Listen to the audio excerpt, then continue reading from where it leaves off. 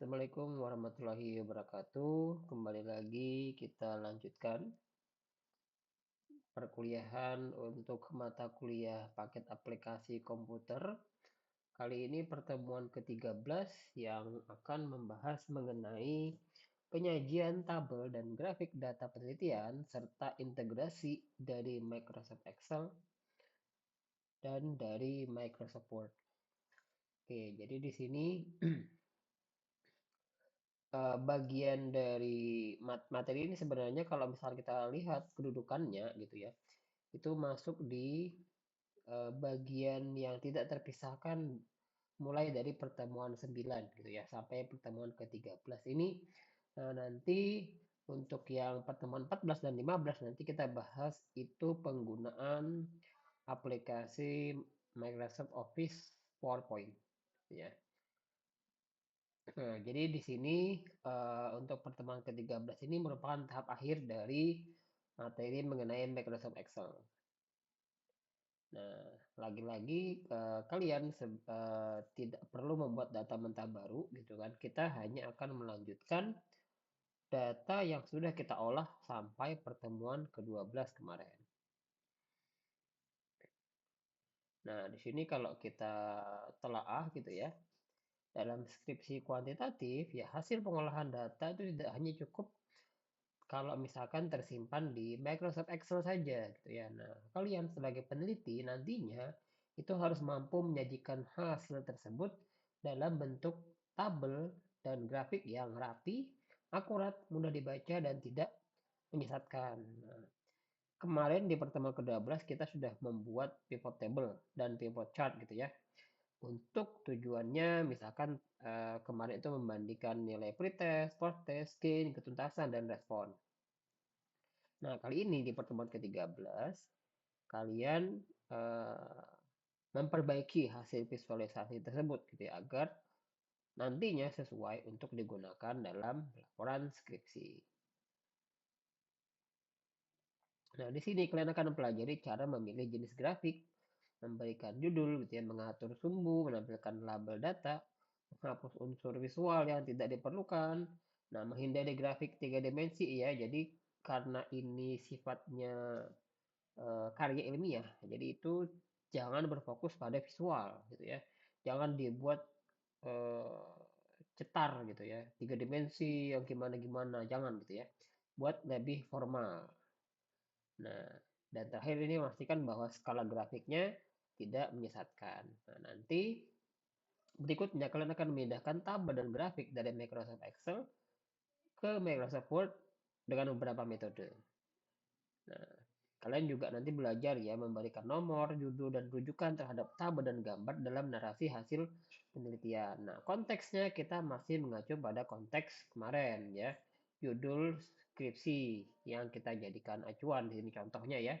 Pengaruh model problem based learning terhadap kemampuan pemecahan masalah matematik siswa SMP pada materi sistem persamaan linear dua variabel.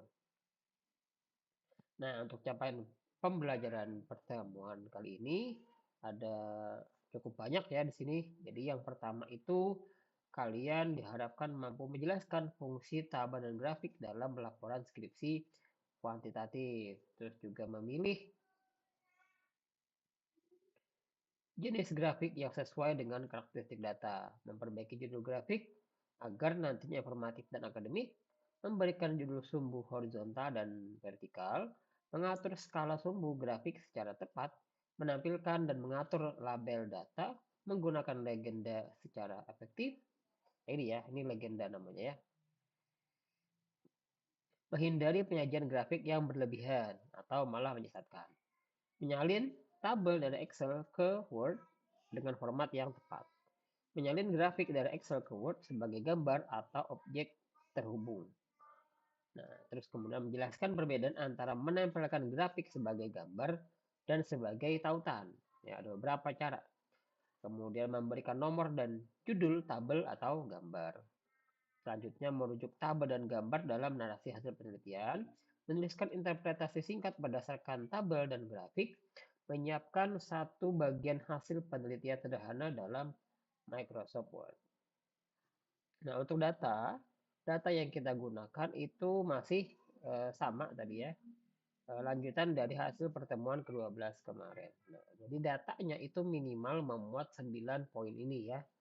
Nah, kemudian kita nggak perlu nambahin data mentah lain gitu ya.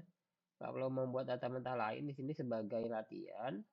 Nah, visualisasi yang kita gunakan dalam pertemuan ini, yang pertama itu grafik perbandingan rata-rata pretest dan post-test, kemudian grafik distribusi ketuntasan, yang ketiga grafik distribusi respons. Nah, untuk tabel, tabel nanti kita pakai tabel statistik deskriptif berdasarkan kelompok, tabel distribusi ketuntasan, dan tabel distribusi kategori respons. Nah, di sini untuk materinya kita awali dari fungsi tabel dan grafik dalam skripsi. Nah, tabel dan grafik itu beda ya fungsinya. Kalau tabel itu biasanya digunakan ketika peneliti ingin menyajikan nilai atau hasil perhitungan secara tepat dan rinci. Nah, itu tabel gunanya ya. Jadi fokusnya itu adalah menyajikan nilai yang tepat dan rinci. Nah, misalkan data apa sih yang kira-kira cocok gitu ya jadikan dalam bentuk tabel. Nah, misalkan jumlah responden gitu ya, kalau mau tepat berapa gitu ya. Jumlah responden rata-rata, median, standar deviasi, nilai minimum maksimum, jumlah siswa tuntas, jumlah siswa pada setiap kategori respons. Nah, kemudian kalau grafik, grafik itu digunakan biasanya ketika peneliti ingin memperlihatkan pola. Jadi mau menunjukin pola gitu. Perbandingan ataupun kecenderungan data secara visual. Jadi bukan fokus lagi di bagian ketepatan atau kerincian, tapi lebih kepada hubungan atau perbandingan atau kecenderungan seperti itu ya. Nah, misalkan perbandingan rata-rata, pretest-potes gitu ya. Terus kemudian perbandingan nilai kelompok eksperimen dan kontrol, pembandingan jumlah siswa yang tuntas untuk masing-masing kelompok ataupun distribusi kategori respon untuk melihat kecenderungannya gitu ya. Nah, jadi tabel dan grafik itu sebaiknya tidak digunakan untuk menampilkan informasi yang benar-benar sama secara berulang tanpa tujuan yang jelas gitu. Jadi ya biasanya kalau udah ditampilkan dalam bentuk tabel ya berarti tidak usah lagi dalam bentuk grafik ataupun sebaliknya gitu ya. Kecuali memang ada tujuannya gitu. Misalkan dari grafik kemudian dibuat lagi ke dalam bentuk tabel tujuannya agar misalkan mau lebih diperjelas atau misalkan mau ngambil sebagian data dari grafik dibuat lebih rinci di tabel misalkan gitu. Nah, tapi secara umum biasanya kalau misalkan kalian udah menyajikan dalam bentuk tabel ya berarti nggak usah lagi dalam bentuk grafik ya untuk data yang sama gitu.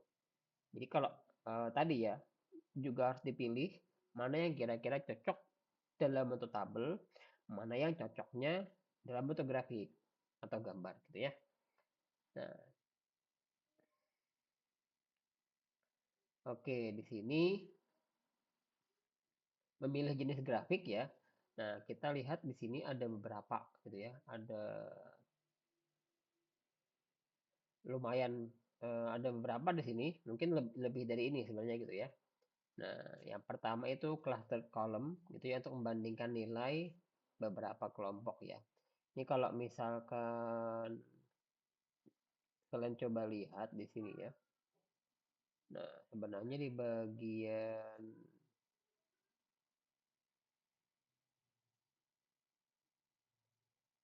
di sini saja kelihatan gitu ya. Dia bentuknya itu cluster kolom kah gitu ya.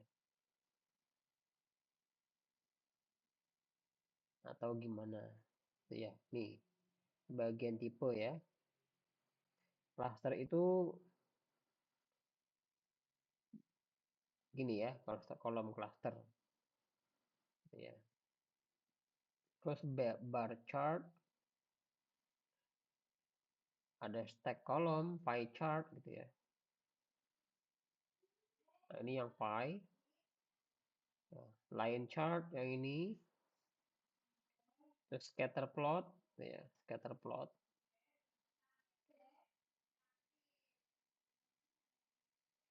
Nah, dan lain-lain lah ya gitu ya. Nah, untuk konteks pada modul ini Kita pilih beberapa saja ya biar seragam ya, biar nggak kemana-mana. Nah, nanti kan kita akan menyajikan data mengenai rata-rata pretest dan post-test, jumlah siswa tuntas dan belum tuntas, kategori respon siswa, serta hubungan dua variabel numerik. Nah, di sini kita pakainya di sini ada sarannya ya. Jadi sebaiknya ngikutin seperti yang ada di saran modul ini. Ya. Jadi kalau rata-rata tes dan post test itu kita pakainya cluster gitu. Oke, kita lihat dulu nih, misalkan pretest post test. Kita kemarin bikin ya, bikin apa namanya? eh, data ya, mengenai rata-rata pretest post test ya kemarin ya. Nah, nanti kita pakai ya, biar kalian tidak perlu bikin dua kali gitu ya. Nanti kita cek lagi. Nah, oke, lanjut dulu. Nah, di sini ya yang ketiga itu sarannya di sini hindari grafik yang bentuknya tiga dimensi.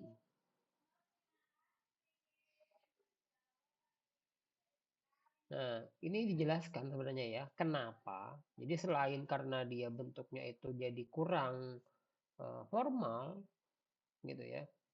Jadi kurang formal, dia juga sebenarnya cukup mengganggu karena tinggi batangnya itu kalau misalnya dibuat dalam tiga dimensi itu nanti sulit dibandingkan.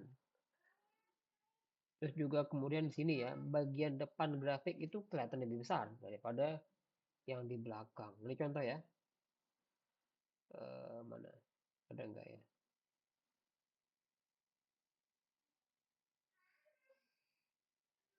Oh, di sini deh. Kita coba deh. Nah, kayak gini misalnya. Nah, ini sulit gitu ya. Kalau kalian pakai yang tiga dimensi kayak gini ya, atau misalkan Pi ini ya, Pi beli Pi yang 3D, wah susah, malah susah bacanya, gitu ya. Terus apa namanya? Ada efek pakai bayangan-bayangan atau gimana gitu ya. Nah, itu juga mengganggu. Kayak misalkan gini nih. Nah, mending seperti ini, ya kan? Atau seperti ini daripada malah seperti ini. Nggak kelihatan gitu. Jadi jangan lagi fokusnya itu pada eh, kemenarikan grafik yang ditampilkan, bukan gitu ya. Karena ini ilmiah, sebenarnya fokusnya itu lebih kepada itu nanti bisa dibaca dengan mudah apa tidak gitu, menyesatkan atau tidak. Nih, kayak gini kan ya kalian bahkan agak susah nih. Ya gitu ya. Perlu ekstra memperhatikannya. Baru bisa dipahami. Oh, artinya gini gitu ya. Nih, misalkan yang ini atau ini dah ya. Nah, ini cukup susah ini ya kan. Ini tingginya seberapa, ini seberapa. Nih, hijau sama hijau tinggi sama kuning tinggi ini tingginya sama atau enggak? Itu bisa menyesatkan gitu ya. Oke, jadi tadi ya, alasan itu yang pertama tadi tingginya bisa sulit dibandingkan. Labelnya jadi sulit dibaca, tampilannya lebih dekoratif ya daripada informatif. Padahal kalau dalam hal eh, karya ilmiah itu fokusnya di bagian informatif ya, nggak usah dekoratif-dekoratif lagi gitu. Nah, jadi kalau eh, untuk karya ilmiah, misalkan salah satunya adalah skripsi, itu kita pakai yang dua dimensi ya. Yang penting jelas gitu. Sederhana nggak apa-apa. Nah, ini tadi ya, pakai bevel lah, pakai eh, cetek cahaya lah gitu ya. Nanti kalian bisa lah ya dilihat-lihat sendiri kayak gimana gitu ya bentuk-bentuknya. Nah, jadi sarannya di sini ada nih. Kalau cluster kolom itu yang dua dimensi, bar chart juga dua dimensi, stack kolom juga dua dimensi, scatter plot juga dua dimensi. Nah, terus bikin judul ya, judul grafik. Jadi judul grafik itu harus jelas gitu ya. Isi visualnya itu jelas. Nah, terus juga judul grafik itu jangan terlalu umum. Itu jadi spesifik aja biar nanti tidak membingungkan. Misalkan nih ya, di contoh nih, grafik nilai, nilai apa? Ya kan nggak jelas. Hasil penelitian, ya apa gitu kan? Terlalu umum. Ya kan? Nah, misalkan di tempatnya nggak apa-apa, agak panjang. Perbandingan rata-rata pretest dan post-test kemampuan memecahan masalah matematis, gitu nggak apa-apa. Gitu ya. Jadi untuk menghindari juga ketika misalkan bikin grafik baru ataupun tabel baru, itu tidak bingung gitu ya. Judulnya apa lagi ya? Kalau misalnya terlalu umum nanti malah sama. Meskipun ya jangan juga judul itu terlalu panjang gitu ya. Karena di sini ya eh, minimal itu menunjukkan ada variabelnya gitu ya. Terus juga bentuk hasil yang disajikan serta kelompok atau konteks data kalau memang diperlukan. Terus judul sumbu ya. Nah, judul sumbu ini penting. Kemarin kita udah bahas juga ya di bagian pivot chart ini. Nah, bagian judul sumbu itu kayak gimana ya? Nah, memunculkannya ya. Ingat ya di pertemuan kemarin. Di bagian ini elemen bagan, nih kan? Nah, ini judul sumbu. Kalau ini judul bagan, gitu ya. Terus label juga bisa nih kalau mau pakai label atau tabel data di bawah. Pakai garis kisi kalau misalnya mau membantu dan lain-lain. Nih pakai legenda atau enggak gitu ya. Nih aturan ini ada aturannya juga ya bagi yang apa ingin merefresh ingatannya gitu ya. Cara untuk menambahkan judul sumbu. Nah terus skalanya, skala sumbunya gimana? Oke, nah skala sumbu itu harus sesuai dengan karakteristik data. Misalkan ya untuk nilai dari pretest dan post test kita cari dulu deh ya. Kita cari dulu aja. Ini ya. Nih misalkan ini. Nah, kita mulai tadi dari ini. Nah, nanti kan kita pakai ini ya, rata-rata kita tes, kemudian jumlah siswa tuntas dan belum tuntas, kategori respon siswa sama hubungan dua variabel numerik ya. Nah, ini yang kita bikin nanti ya. Oke, misalkan tadi untuk kemudian nah ini ya. Biar gampang gini aja. Ini kita bikin copy ya, kita copy taruh di akhir klip centang nih buat salinan gitu ya. Nah ini kita edit-edit sini ya, kasih nama dulu. Misalkan grafik pretest dan post test. Tuh. Nah, jadi Bapak juga nanti gampang memeriksa ketika misalkan kalian mengirimkan hasil tugasnya gitu ya. Dibuat seperti ini juga biar jelas oh ini berarti hasil latihan dari pertemuan ke-13 gitu.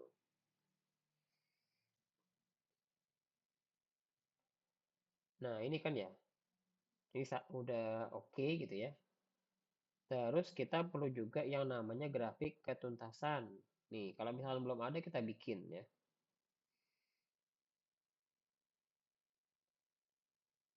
Grafik ketuntasan.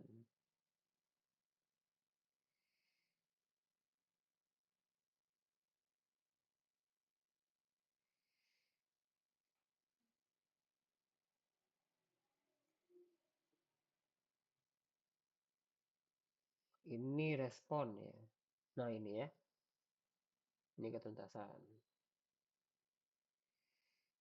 Jadi ini kita copy lagi kayak tadi, taruh di akhir ya. Centang buat salinan, terus kita rename grafik ketuntasan. Terus kemudian kita juga perlu grafik respon. Sepertinya kita udah bikin juga ya kemarin.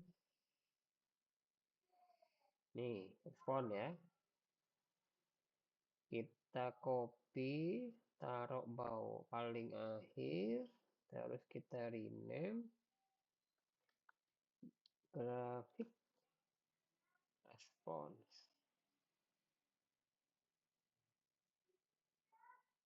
Oke, 3 lah cukup ya, 3 ya. 3 cukup. Oke, kita mulai dari pretest proses dulu. Tadi ya, untuk sumbu horizontal pastikan itu dikasih nama kelompok penelitian. Nih, seperti ini. Jadi yang kemarin udah betul ya. Terus yang vertikal ini rata-rata nilai. Nih, udah benar. Terus grafik ketuntasan itu yang vertikalnya itu jumlah siswa, horizontalnya kelompok penelitian. Oke ya. Terus grafik respons. Nah, untuk misalkan horizontalnya itu kelompok penelitian. Ya, nah ini kita rename aja ya. Kita rename sini kelompok penelitian. Oke. Terus sumber vertikalnya jumlah siswa, udah benar. Terus sudah ya, oke, skala ya tadi ya. Nah, skala ini penting ya. Skala itu maksudnya gini. Angka nih, angka ini. Angka ini sebenarnya maksudnya skala ya. Nah, jadi gini. Kalau misalkan ya kita bahas mengenai nilai pretest maupun posttest gitu ya. Kan kita tahu bahwa nilai minimum itu 10 dan maksimumnya itu 100 gitu ya. Jadi grafik ini punya satu kekeliruan tidaknya ya. Yaitu bahwa nilai maksimum yang dia tampilkan itu cuma 90 gitu. Nah, untuk major unit kan 10 atau 20 udah bener ya. Jadi kenaikannya tuh 10 atau 20 udah oke, gak ada masalah gitu. Nah, cuman nilai maksimumnya yang kurang pas.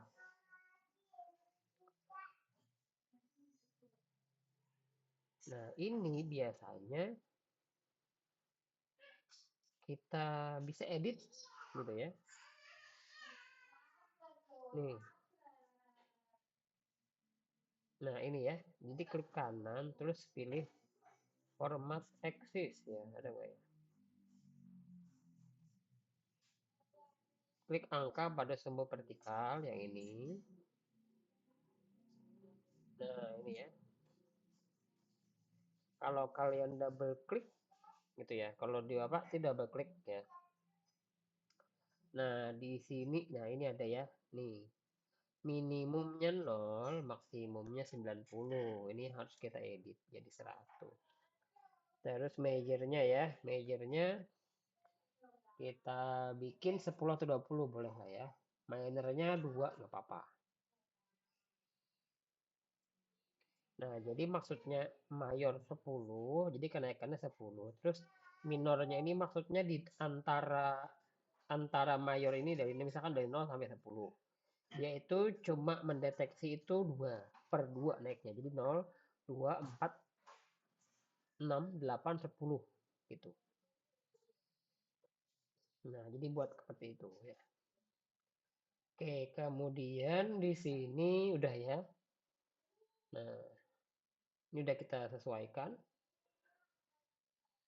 Mayornya 20 boleh ya. Kalau mau nggak mau 10 ganti 20. Jadi gini. Tuh. Jadi kayak gitu. Kalau misalkan terlalu renggang tadi ya, udah pas 10. Nah,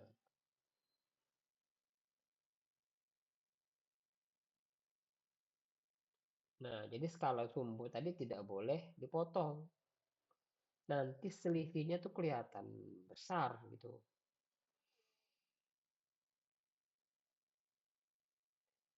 Nah, ini contoh ya, kita lihat.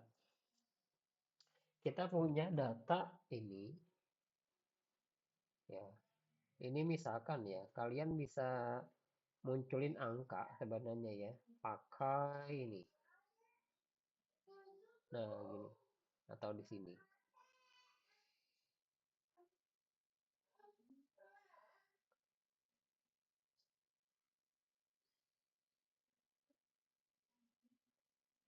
Nah, ya ini contoh ya, tapi nanti kita hapus lagi. Kamu mau mengilustrasikan bahwa ketika misalkan kita buat apa namanya tadi untuk eh, mana tadi? Ini ya.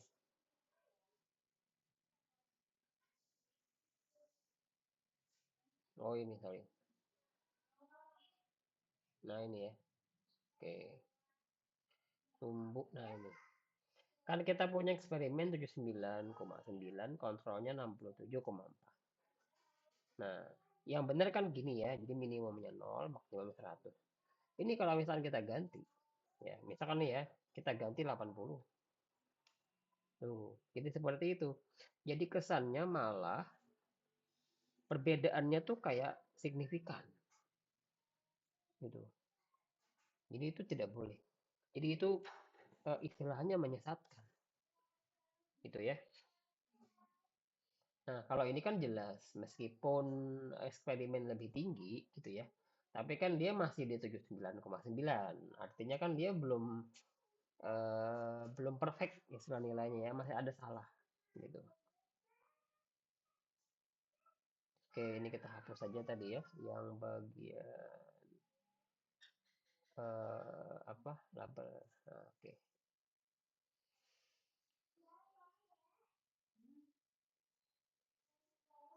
Nah, ini ya.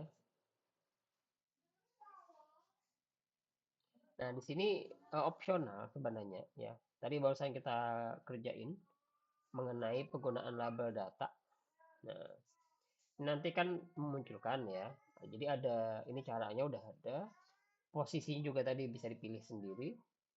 Bisa di luar, di dalam, di tengah atau di luar sampai apa pakai ini ya, pakai tanda arahannya. Nah, jadi label itu berguna kalau kategorinya tidak terlalu banyak. Jadi kalau misalkan udah terlalu padat gitu ya. Nah, label itu sebenarnya eh, nggak usah dimasukin, nggak apa-apa gitu. Agar nanti tidak mempersulit ketika dibaca. Nah, terus kalau misalkan nanti pakai angka desima, angkanya konsisten. Kalau pakai dua angka di belakang koma ya udah disamain gitu ya.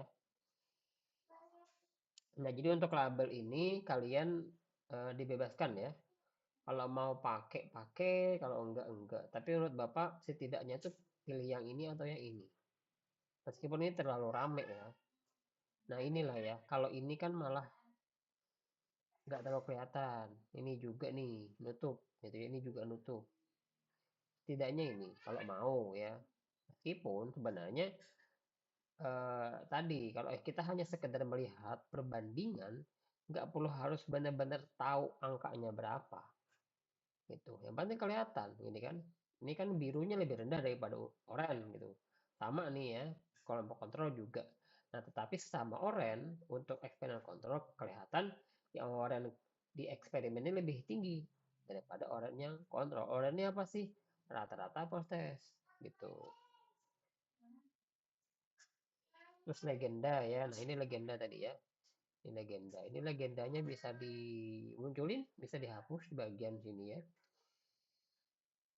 Nih, nah legendanya bisa diatur di atas, di kiri, di bawah, atau di kanan, ataupun gede.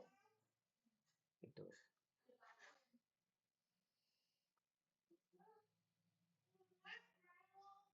Nah, kalau ini pakai warna, ya berarti legenda itu wajib lah ya istilahnya. Agar orang tuh tahu biru ini artinya apa, oranye artinya apa.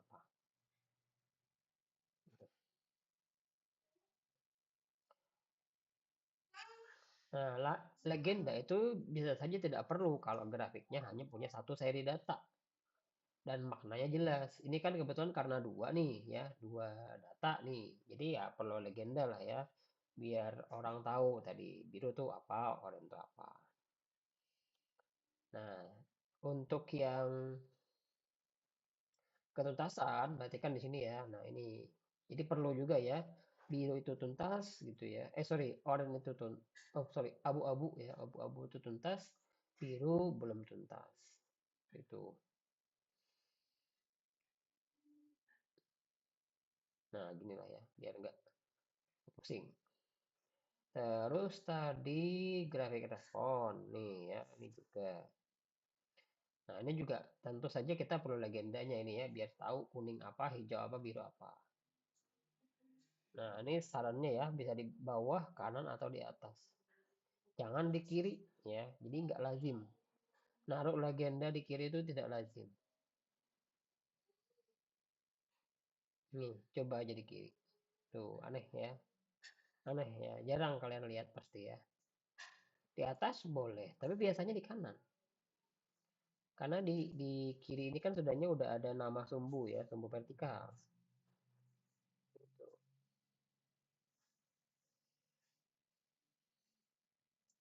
Nah, terus selanjutnya di sini mengenai menyederhanakan tampilan grafik. Jadi grafik itu ketika nanti misalkan dipindahkan ke skripsi, itu sebaiknya dibuat sederhana.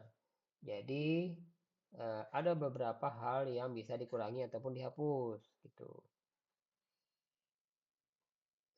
Nah, ini ya misalkan garis tepi, background, grid line-nya kebanyakan. Ini grid line ya. Nih yang garis ini ya.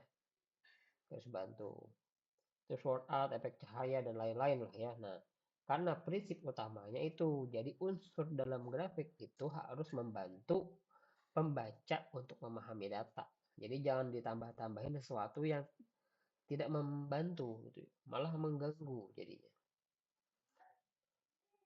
Nah, terus ya, untuk tampilan itu harusnya konsisten. Apa aja yang dikonsistenkan ini? Jenis huruf, ukuran, format judul, posisinya. Ya, posisinya kalau kiri ya kiri semua, kanan kanan semua gitu ya. Angka desimalnya seragamkan, di belakang koma dua angka ya udah sama gitu ya. Ukurannya disamain. Nah, fontnya juga ukuran fontnya gitu ya. Ini istilah juga ya, istilah konsisten. Kalau eksperimen, eksperimen. Nih ya, jadi jangan kecampur eksperimen, kelas eksperimen, kelompok satu. Kan sama artinya, tapi kalian tinggal pilih aja konsisten mau yang mana. Misalkan ini ya, ada istilah belum tuntas sama tidak tuntas gitu.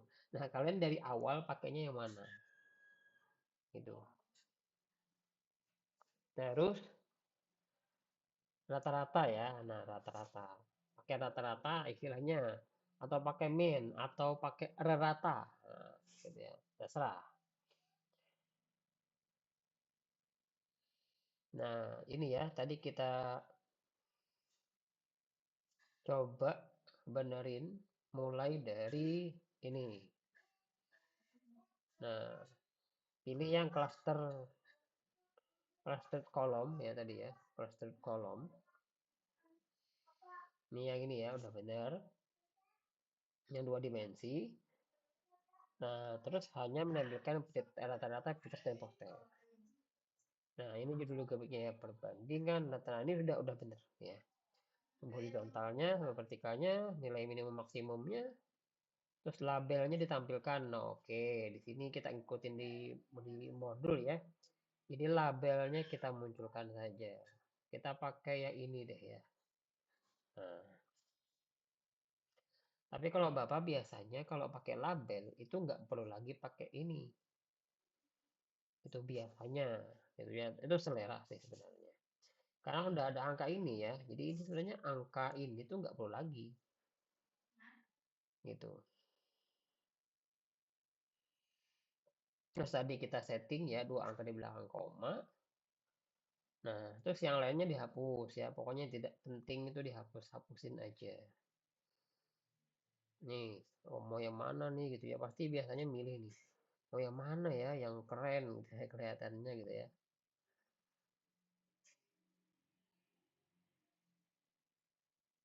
Ini malah aneh gini ya.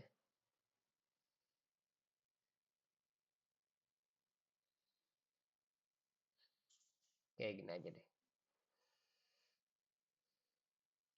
Nah, untuk grafik ketuntasan tadi ya, grafik ketuntasan kita sesuaikan. Nah, ini pilih cluster kolom atau stack kolom tadi ya. Dipastiin aja, dipastiin ya. Nih, pilih yang kolom bertumpuk atau yang klaster, bebas ya. Nah, Bapak pilih yang bertumpuk deh. Ini. Itu kalau ini nggak agak aneh karena bagian oranye nggak ada. Yang satunya ya, yang dikontrol kan nggak ada. Kesannya kayak nggak seimbang gitu. Jadi Bapak pakai yang ini. Kalau ini kan kelihatan ya. Masing-masing cuma ada satu diagram batang. Tapi yang di eksperimen ada warna oranye gitu. Judulnya ini ya udah bener. Terus sumbunya nih kelompok penelitian, terus ketika jumlah siswa, kategori tuntas tidak tuntas di sini. Bilangannya bilangan bulat, nggak usah pakai koma-komaan. Label datanya dimunculkan ini udah ada ya. Ini 1, 9, 10. Labelnya udah ada. Legenda taruh bawah. Oke, legendanya kita taruh bawah. Nah, gini. Hapus efek visualnya nggak perlu ya udah gitu ya. Nih, ingat tadi ya, kita nggak perlu pakai koma-komaan di sini karena ini jumlah siswa. Gitu, jadi harus pakai bilangan bulat. Oke, terus grafik respon. Pilih pakai stack kolom 2D ya, yang kayak gini, stack kolom juga. Judulnya, terus sumbunya horizontal, vertikal, terus yang ditampilkan itu sangat baik, kurang, dan baik. Nah, pakai label atau tidak? Nah, di sini disarankan pakai label ya. Udah kita pakai label ya.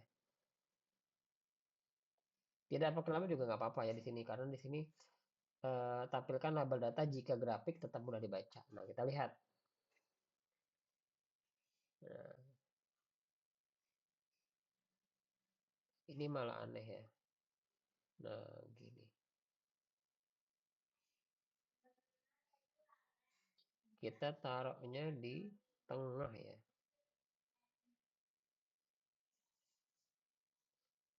Tengah deh ya. Cuman memang warnanya kurang oke. Agak mengganggu.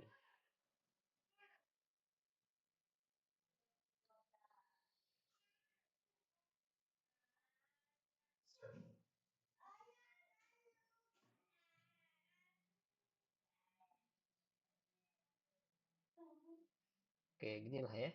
Biar angka di dalamnya tetap bisa kebaca. Meskipun yang abu-abu ini dengan 8 ini hampir nggak kelihatan. Tapi better lah ya. Nah, terus udah legendanya ya pakai pakai legenda tadi ya, yang ini. Posisinya di kiri ya, nggak ada aturan tambahan. Nah, terus di sini tadi kita udah selesai di sini. Kita save dulu. Kemudian kita salin tabel dari Excel ke Word. Nah, caranya itu ada beberapa ya. Untuk tabel itu bisa kita blok, terus Ctrl C, buka Microsoft Word, Ctrl V, terus dirapikan. Nah, kelebihannya tabelnya itu bisa diedit karena hasilnya juga nanti dalam bentuk tabel, ukurannya juga bisa disesuaikan dan formatnya nanti bisa disesuaikan dengan template-nya skripsi, baik ukuran font gitu ya, jenis font dan lain-lain. Tapi kekurangannya itu formatnya bisa berubah. Terus lebar tabel itu kadang bisa melebihi halaman. Kalau misalkan kalian pakai tabel yang cukup lebar. Terus juga angka biasanya bergeser gitu ya, beberapa. Nah, ada cara kedua, kita pakai pilihan keep search formatting. Nah, oke, kita coba praktekkan aja langsung ya. Misalkan kita pakai tabel apa nih? Ini dulu deh ya. Nih. Nah, ini kan bisa kita salin atau Ctrl C gitu ya. Terus kalian buka Microsoft Office.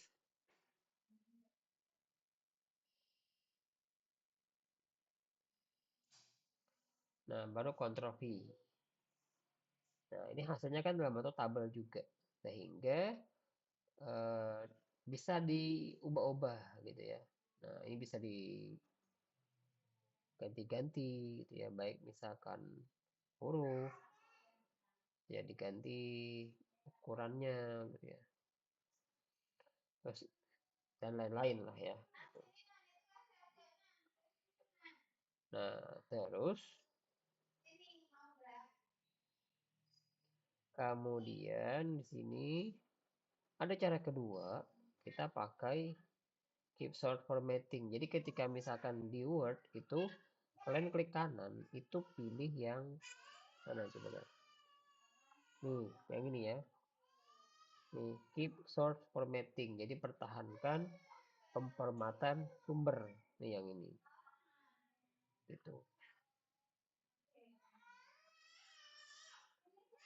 Nah, itu akan berbeda kalau misalkan kalian langsung paste gitu. Meskipun di sini kebetulan sama ya.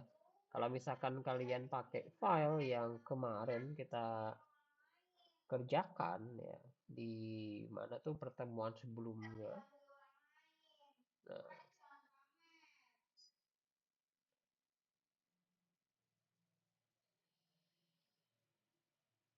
di sini ya.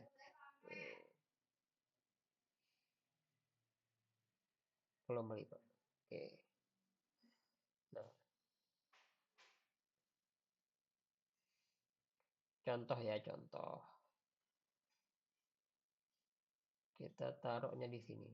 Misal ya, nih. Kalau kita paste langsung, itu hasilnya seperti itu. Kalau misalkan kita klik kanan lalu keep search, nah, jadi bisa bisa saja mirip hasilnya ya atau sama gitu ya. Ada juga pilihannya itu pakai yang ini, gunakan gaya tujuan. Bentar deh. Di bagian markupnya kita hilangin dulu. Nah gitu ya, jadi ada perbedaan. Tuh.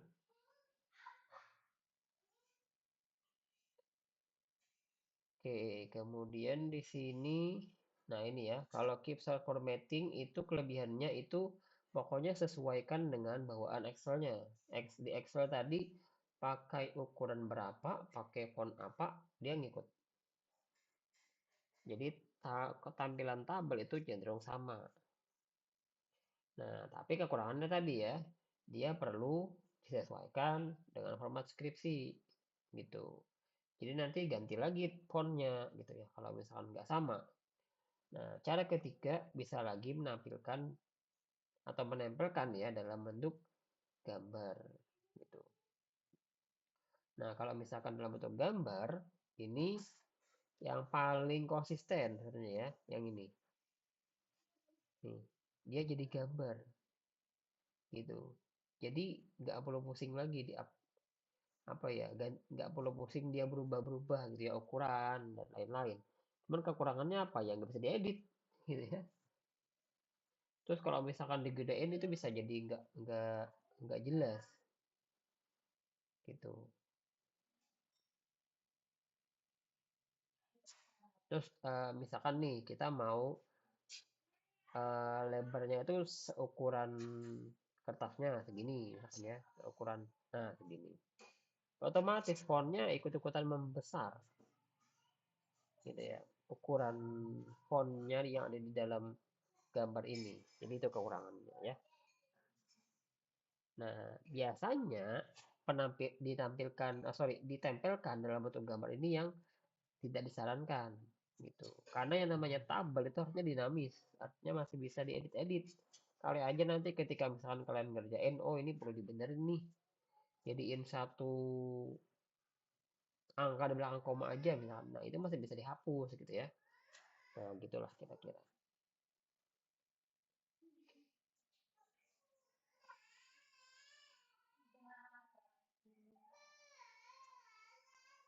Oke, kemudian nyalin grafik ya dari Excel ke Word. Oke, di sini untuk grafik sama ya. Kalau grafik itu bisa paste sebagai gambar. Tadi kekurangannya dia nggak bisa diedit. Nah, terus kalau misalkan nanti di Excel diubah, itu nggak langsung berubah di Microsoft Word-nya gitu. Kalau paste dalam bentuk gambar. Tapi keuntungannya ya gambarnya stabil, nggak berubah-berubah gitu ya. Ada opsi kedua itu keep source formatting and embed workbook. Nah, jadi keuntungannya tentu saja dia bisa diedit dan datanya itu tersimpan juga di Word. Nah, tapi kekurangannya ukurannya ukuran file ya, ukuran file itu jadi lebih besar biasanya. Gitu. Jadi kalian kalian apa namanya? Keep short formatting. Ini kita coba ya. Kita praktikkan ini kita salin. Terus paste di sini. Nah, di sini misalkan ya. Nah, ada beberapa ya. Jadi kalau ini tadi ya, yang keep short bukan ya ini ya. Nah, ini nih. Keep short formatting and embed workbook. Nah, hasilnya kayak gini. Dia bisa diedit, ya, bisa diedit. Gitu kan. Dan datanya ini juga tersimpan di Microsoft Word-nya. Maksudnya data apa namanya data sumber yang menghasilkan grafik ini. Itu tersimpan juga. Tapi kekurangannya tadi, ukuran file dari Microsoft Word ini jadi lebih besar. Karena secara apa ya? Tadi sumber datanya itu, metadatanya itu tersimpan di dalam grafik ini, gitu. Otomatis juga kekurangan kedua ini sama ya, berkaitan. Dokumennya itu jadi lebih berat. Jadi ketika kalian buka itu dia agak lama loadingnya. Itu kalau kalian pilih yang tadi opsinya ya. Nah, ada opsi ketiga ya. Itu pilih yang link data. Yang ini ya. Nah, ini kan ada lagi nih. Nah, pertahankan keselamatan sumber dan tautkan data.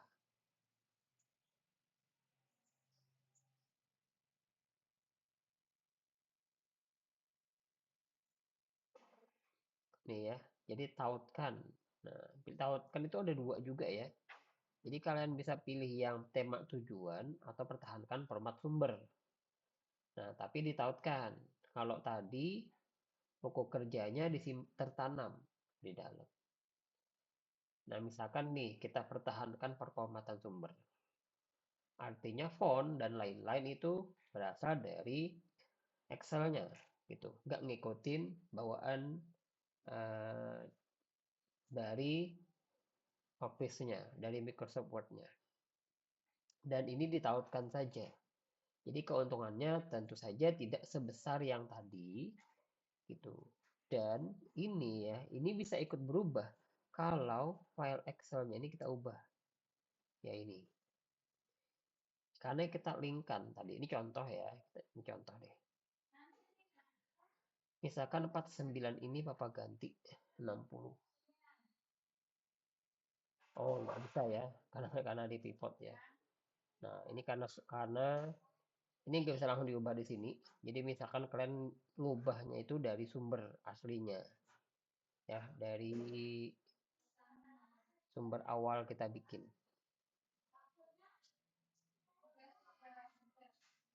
Nah, yang kayak gini ya. Atau misalkan dari yang ini deh nih, yang ini ya.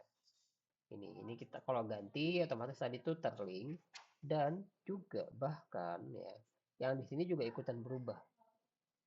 Itu karena dia di link. Nah, ini yang cocok gitu ya. Karena biasanya itu datanya bisa diubah gitu ya. Dalam artian misalkan oh direvisi nih gitu. Ini nggak pas setelah dihitung-hitung ternyata salah nih. Salah input data kah misalkan gitu ya. Nah, jadi berubah di Excel, dia otomatis berubah di sini. Jadi Microsoft Word-nya. Nah, kekurangannya nanti tautannya itu Bisa rusak kalau file Excel-nya dipindahkan. Nah, jadi ini file Excel kalian naruhnya di mana? Ya di situ, jangan dipindah-pindah posisinya ya, posisinya di situ. Posisi foldernya, bukan sorry folder ya, posisi file di folder mana di situ ya, di persis di situ. Ketika kalian pindah itu nanti rusak, nggak bisa keling lagi. Nah, terus juga ya harus teratur berarti nyimpennya ya. Word dan Excel itu disimpan teratur tadi, jangan dipindah-pindah gitu. Nah, terus jadi grafiknya itu bisa jadi nanti tidak diperbarui kalau misalkan file sumbernya ternyata hilang. Nah, untuk laporan akhir, ya udah yang udah fix gitu, yang nggak mungkin lagi berubah, nah bagusnya ditempel dalam bentuk gambar. Tapi kalau misalkan masih bimbingan-bimbingan itu biasanya pakai yang link tadi ya, yang terhubung tadi. Gitu. Nah, memang yang paling enak itu yang ini, ya embed ya, embed workbook. Tapi filenya jadi gede. Ya tergantung lah ya spek spek laptop kalian atau komputer kalian itu yang mana. Gitu. Enaknya di embed ini kan kalian bisa pindah-pindahin filenya. Itu tidak akan jadi masalah gitu ya. Karena file file Word-nya, file data yang menjadi gambar ini, yang menjadi grafik ini, udah langsung tertanam di dalam gambar ini, gitu. Jadi ketika file Office ini ya dipindah-pindah itu nggak masalah. Atau file Excel sumber ini dipindah-pindah itu nggak masalah. Oke, gitu ya. Terus di sini posisi. Nah, posisinya itu biasanya ya pilihnya yang inline atau square gitu. Cuman biasanya itu yang paling stabil ya itu inline ya. Biasanya Bapak nyaranin yang inline. Jadi kalau misalkan kalian pilih di bagian mana nih? Gambar ya. Nih yang ini. Nah, pilih yang sejajar dengan teks ya atau inline with text. Gitu. Jadi nggak perlu lagi di enter-enter gitu paragrafnya. Itu paling stabil dan itu juga gampang kalian misalkan mau dipindah-pindahin, mau diketengahin kah misalkan. Nah, ini dia diperlakukan seperti teks gitu ya. Ini udah Bapak bahas kemarin juga nih. Jadi bisa dipindah-pindah gini ya. Oke, gitu. Nggak perlu manual. Jadi udah pasti dia di tengah kalau kalian pilih tengah. Oke, ini ya, grafik itu tidak boleh keluar dari margin, nggak boleh terlalu kecil, nggak boleh kepotong, nggak boleh menutup teks, dan nggak boleh juga berpindah tanpa kendali. Jadi ketika misalkan kita kita ketik-ketik tambahan paragrafnya, ini jangan sampai tiba-tiba nanti tergeser dan hilang. Gitu, itu bahaya. Terus penomoran ya. Kemarin kita udah pernah bahas juga ini penomoran. Nah, nanti kalian perlu mindahin tiga ya tugasnya ya. Kalian perlu mindahin tiga grafik dan tiga tabel tadi, taruh di file Microsoft Word yang kemarin kalian kerjakan ya di sebelum UTS berarti ya di sebelum UTS gitu. Nah, kemudian dikasih nomor dan judul ya untuk tabel serta gambar nih. Ikutin ini ya. Nah, sama nih. Nah, untuk tabel ini ngikutin cari data atau tabel mengenai deskriptif kemampuan pemecahan masalah matematis. Terus juga tabel 4.2 ya. Distribusi ketuntasan siswa berdasarkan kelompok. Nah, untuk misalkan gambar ini juga sama. Gambar yang tadi. Nah, terus juga tadi untuk yang rujukan tabel dan gambar. Nah, ingat ya, dalam skripsi itu jangan sampai ada tabel atau gambar yang tidak dirujuk. Jadi maksudnya di sebelum dan sesudah tabel ataupun gambar itu harus ada kalimat yang mengarahkan pembaca itu untuk melihat tabel atau gambar tadi. Nah, ini contohnya nih. Statistik deskriptif, kemampuan pemecahan masalah matematis siswa disajikan pada tabel 4.1 kayak gitu. Jadi orang lihat, oh, mana tabel 4.1? Oh, ini gitu ya. Nah, setelah tabel kemudian ditambahkan lagi interpretasinya. Itu berdasarkan tabel 4.1, rata-rata protes itu eksperimen lebih tinggi daripada kontrol gitu. Nah, jadi harus seperti itu. Nah, ingat ya, jadi rujukannya itu jangan pakai kata tunjuk sebagai berikut di bawah ini, di sebelumnya atau gimana atau jangan ya. Jadi langsung sebutkan nama. Jadi kita pernah bahas, kita juga pernah pelajari kemarin biar nanti otomatis gitu ya untuk nomor tabel maupun nomor gambar, termasuk juga kalimat rujukannya. Nah, ini ya. Jadi jangan nih, dapat dilihat pada grafik di atas. Tabel di bawah menunjukkan bla bla bla bla. Diagram berikut memperlihatkan nah, jangan ya. Itu hindari. Nah, narasi hasil. Nah, ini contohnya ya. Gitu. Kalian bisa bikin sendiri ya. Bikin narasi seperti ini. Mirip-mirip ya sesuai tadi tabel maupun gambarnya. Gitu. Nah, ini ngikut saja praktikum sorry, bukan praktikum ya. Ini praktikum ini buat latihan ya. Yang ini praktikum ini buat latihan. Nah, yang tugas itu ya ini. Nih ya. Nih ya, ini tugasnya. Jadi nanti filenya dikirim gitu ya. Filenya nanti dikirim itu. Nah, ini kan karena kebetulan kita pakai sudah pindah ya, pindah ke dari tadi Excel kita pindahkan ke Word. Nah, jadi file yang dikirim nanti itu file Word gitu ya. Isinya di dalamnya itu tadi ya hasil yang pertemuan kita kemarin sebelum UTS gitu ya. Sampai akhir pelajaran mengenai Microsoft Word. Nah, kalian tambahin dengan tabel dan gambar gitu. Nih, tiga tabel, tiga grafik gitu ya. Kasih tadi ya dengan aturan-aturan seperti ini gitu ya. Terus pakai rujukan tadi. Terus pakai paragraf hasil penelitiannya gimana. Kayak gitu ya. Nah, oke. Demikian. Nah, ini filenya ya. Filenya itu yang Excel nggak usah deh ya. Excel nggak usah. Jadi file Word aja tadi ya, seperti ini. File Word seperti ini formatnya. Oke, itu karena gini. Untuk Excel kan itu kan nanti sudah kemudian hasilnya itu sudah ada kalian tempelkan di file Word-nya gitu. Gitu. Jadi Bapak nggak perlu lagi melihat file Excel-nya gitu ya. Jadi ketika misalkan kalian tampilkan grafik maupun tabelnya benar, berarti kan di Excel-nya udah benar gitu. Jadi cukup satu file ini aja. Yang file docx ini ya. Oke, gitu.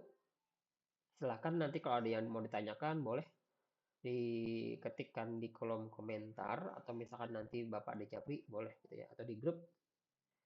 Oke, gitu. Baik, kita tutup pertemuan pada hari ini. Salah hilaf mohon maaf. Sampai ketemu di pertemuan berikutnya. Assalamualaikum warahmatullahi wabarakatuh.